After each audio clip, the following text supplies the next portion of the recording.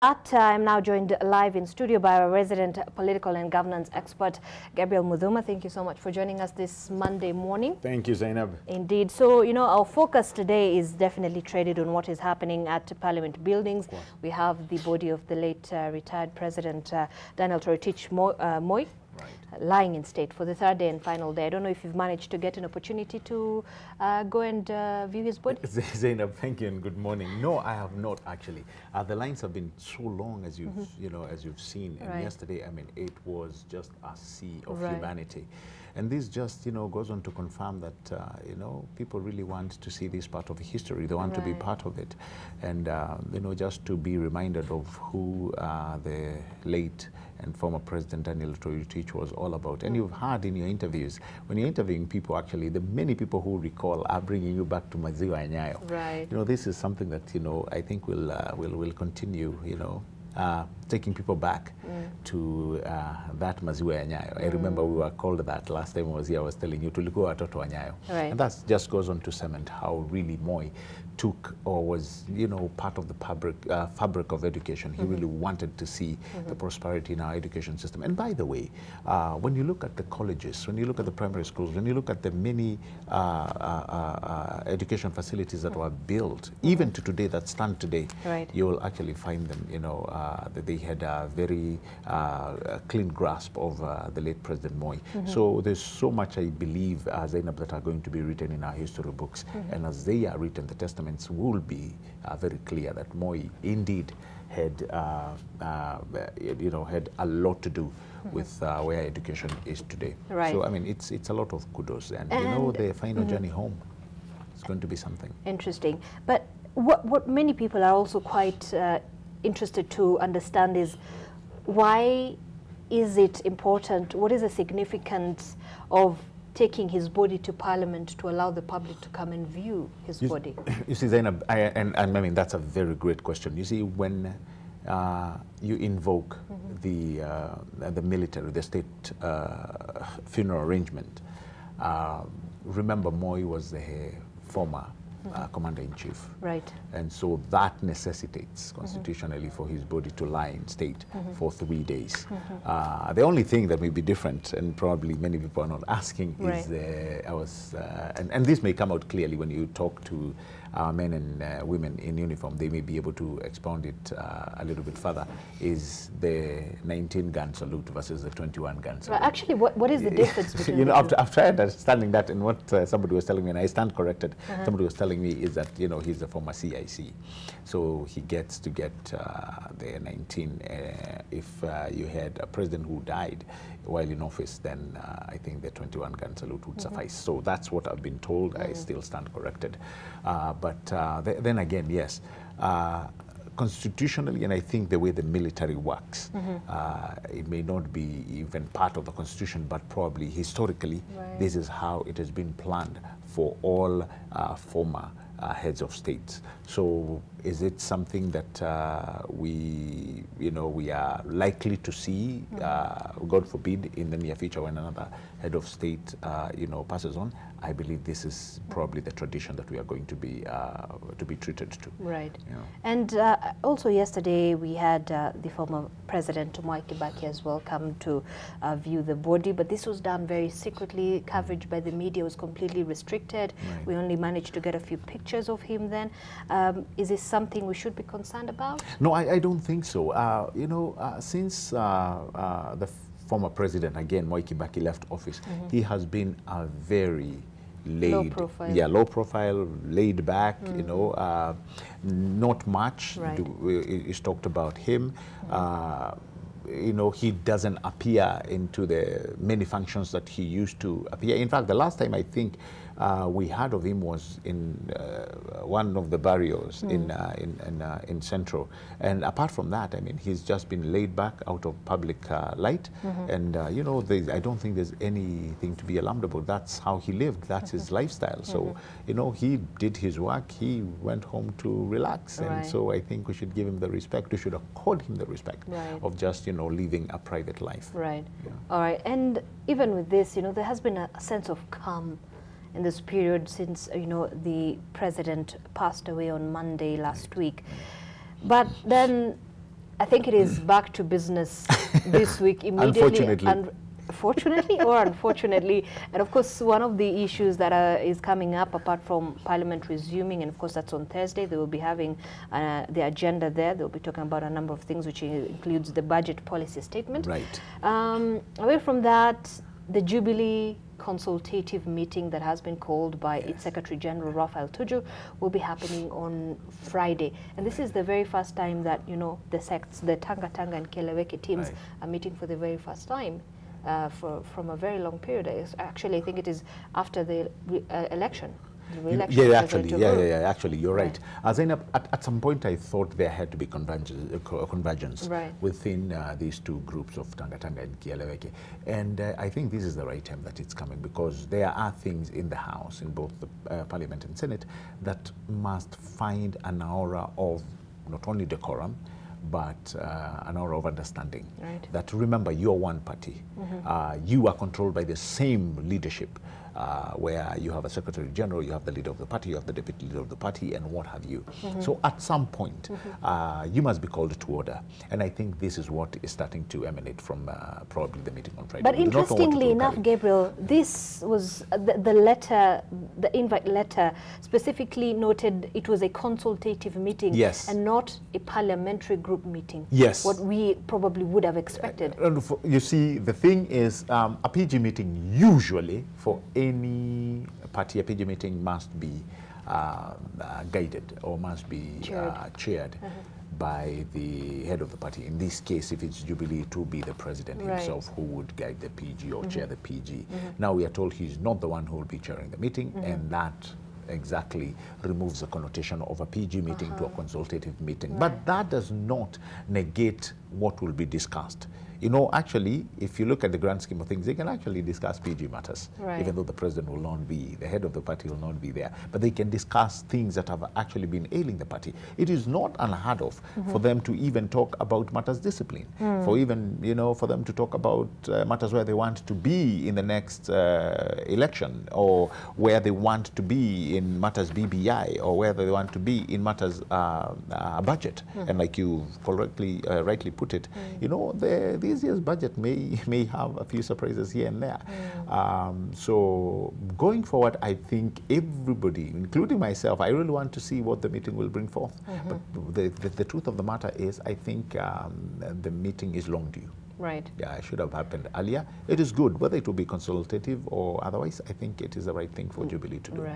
What is your assessment on the kind of restraint we've witnessed from our political leaders when it comes to politicking in this particular period? A lot of people have said this was one, like I said, a sense of calm did come. So, you know, the kind of restraint, you always find politicians even speaking in funerals and burials. And of course, this is a bit different because this was a former head of state. So of course, there's a lot of restraint, but they have actually come together. Indeed, indeed, and I also have to thank you, the media people. Actually, you've removed the cameras from the politicians and brought it where it matters. You know, it is good for us to be reminded who Mois was and the kind of legacy that he left behind. Remember, last week we were just talking about the philosophies that Mois lived with. You know, peace, love, and unity. And I asked you, you know, are they not the same thing we are trying to achieve even to today? So that just goes on to tell you that we needed to refocus. We needed to have a shift in our thinking and start asking, guys, can we not just, you know, a little bit run away from politics and here come and respect the final wishes of the late President Mois? Can we not be in a somber mood where we remember what he stood for? You know, and I think the fact that we have seen a departure a little bit, let me say it, from politicals, you know, rhetoric, you know, and dirtifying the political space. I think it is good that we are able to focus and remember the late President and electoral teacher of Mois. So yes, I think there's some element of calm, and I hope it remains until you know, we are able to say the final kwaheris. You know, when Mzee is now laid or goes to his final resting place in Kabarak, and you know, I hope even after that we are going to move back to a good resolute where we need to ask, where do we need to go as a country? What needs to happen now? I mean, we have so many things that, you know, have actually happened in the last 2 weeks. You know, key among them the Kakamega tragedy. You know, these are the questions that must keep coming up, and we need answers to these questions. So to answer your question, I think it is a good time. It was a proper you know, environment where people have actually hashed away from politics, and we are at least able. We have allowed, politicians have actually allowed Kenyans to be able, you know, to line up and go pay their last respects without much hullabaloo. And even when Parliament convenes, I hope they continue with somber mood until the late President Mois is laid to his final resting place in Kabarak. Right. And maybe before we run out of time, something that, of course, we cannot turn our head against is the issue, of course, what you've talked about, what happened in Kakamega and the tragedy. But the issue of school safety is something that keeps cropping up, but only on a knee-jerk reaction. Correct. A conversation we'll have after pupils, children have died. Precious talent. We had children dying there. Now we had 14 students, pupils dying here at the Kakamega tragedy. But look, we had the safety standards manual that was established in 2008. We had the Claire Omolo task force that also gave its report. But what is the issue? Is it, and who should be held responsible for this? Because mainly what some of these preliminary investigations have established is it is the infrastructure, it is, you know, that is not suitable for or is not safe for the learners. Right. I mean, Zainab, I would never have used a better word than what you've used. It's a knee-jerk reaction. And this is where everybody, you know, sometimes they look back and they tell us, you know, we are very reactive. But we've had commissions, we've had task forces that have been set. You've just mentioned about Precious Talent. Many people came and, you know, they talked about so many things. We, you know, the emergency protocols and what have you. Our learners, you know, or the pupils, are they taught? Is there, are they knowledgeable about on what they are supposed to do should an emergency occur? Is there a manual that they are given? What are the emergency responses? How quickly should medical, you know, personnel or emergency vehicles gain access to these schools or these establishments? So there is a lot of unanswered questions. And I would have liked to believe had a serious team sat down to frame a policy and a framework on all schools, I think would have gotten somewhere where we inject serious energy into saying such deaths cannot occur in our institutions of learning. And it is not hard, really, because we would start, you know, reversing our thinking into, you know, into where we question how many kids are supposed to be in one establishment. In fact, there is already, in the manual, there is a standard that actually establishes that. How do they get out of class? You know? How do they make? You remember back in the day, even when you used to come to town, you know, during the tours and when we were young, you would hold hands. You know, very simple things. I have been to institutions, not locally, but you know, in other jurisdictions. And when you go to schools, they have very well written manuals. They do actually drills, because they understand these are areas where emergencies can take place. So the question is, do we have such drills? Are our schools aligned? Are they eliminated just in case? You remember, was it not in Mois Girls right here, where a fire broke out and we lost, you know, we lost girls. And after that, there was a task force which was commissioned to look into these fire, you know, incidents, only to learn that you had teachers who would lock the dormitories from the outside. So you see, these are issues that must be captured very well and very well defined in policy frameworks. So, and if we are not going to do this, then we can expect these kinds and types of tragedies to just continue. But Gabriel, we already have them. We have seriously comprehensive reports that are gathering dust somewhere. Who's supposed to implement this? I think they are, in fact, right now that we have counties, one, the county must take its share of responsibility. Two, the national government through the Ministry of Education must also take a hit on this. Because, I mean, if you're talking about establishing frameworks and policies that are actually gathering dust, why have they not been implemented? How long does it take for these committees or these task forces to sit down and say, you know what, this school is overcrowded. We need to move people from the school and take them, you know. What have you done? How hard is it to come and find from the school management how effective are you doing your drills? How often are you doing them? I mean, your building, I know you conduct your drills, you know, quite often. Even you when even you have go a to meeting. many buildings, you go through a safety exactly. They even tell you, just in case of an emergency, where it's your assembly point. Where are these? I mean, these are not issues that do not happen in areas of academic. You know, they are there. I mean, and these institutions where you have young kids, you know, we should have, you know, raised our ante to ensure that these are matters that are sorted once and for all. Right. My only cry is that we are slow when it comes to the emergency and when it comes to responding to, you know, to such grievous occurrences. So I think with the Kakamega, I hope the Kakamega incident, I really hope, Zainab, that we get to learn out of it and we just put our foot down where the government will come and assist to ensure that such tragedies never occur. Oh, and by the way, in fact, the Commission on Administrative Justice, whose chair is Florence Kajuju, will be visiting the that particular school today. And of course, they want to investigate really if there was negligence.